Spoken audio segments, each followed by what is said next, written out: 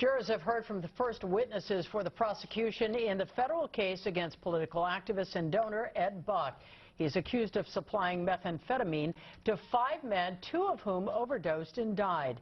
The witnesses took the stand today after attorneys presented opening statements. NBC4's investigative reporter Eric Leonard has been following this case from the beginning. He joins us live from the federal court building downtown L.A. Eric, how did the prosecutors today lay out this case?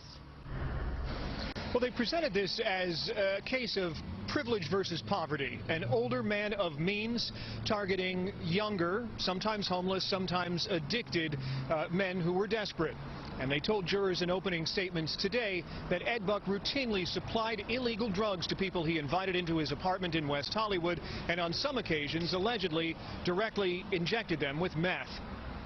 In her opening statement, Assistant U.S. Attorney Chelsea Norrell told jurors that 66-year-old Ed Buck was obsessed with getting men he met online to smoke or shoot meth in encounters commonly described as party and play. She said Buck gave large amounts of meth to 2 men who overdosed and died inside his apartment, Jamel Moore in 2017 and Timothy Dean in 2019. Norrell said Buck had a fetish for paying black men to use drugs and model white underwear, and said Buck's meth dealer would testify during the trial about supplying the drugs. In the defense opening, attorney Christopher Darden said Buck never forced anyone to go in the apartment, said drug-fueled sexual encounters are common, and said for some unknown reason Buck was just selected to be prosecuted. Darden suggested underlying medical conditions may have caused Moore and Dean to die, and said Buck was the victim of those desperate for drugs and money who made accusations after news coverage of the case. The first witnesses included a man who said Buck paid him to party with drugs in the apartment on Laurel Avenue, and said he once woke up to find Buck shooting meth into his body with a syringe. The man said he was homeless and desperate at the time and returned to Buck's apartment because he needed money and a place to stay. A second man testified he also went to Buck's apartment for party sessions, but said he always turned down offers of meth, then said he collected referral payments for sending other men.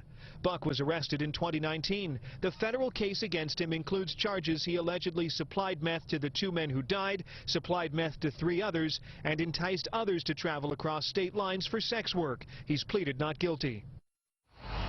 Now, we're not allowed to show you sketches of the witnesses while they testify in court. In fact, the attorneys on both sides have been told not to make any public statements until the case is concluded. That will be after sentencing. Initially, the trial was expected to last about 2 weeks, but because of a decision defense attorneys made yesterday, prosecutors tell us they're going to have to call a lot more witnesses than they originally expected, so the testimony could go on for several weeks. Reporting live at federal court in downtown L.A., I'm investigative reporter Eric Leonard, NBC4 News.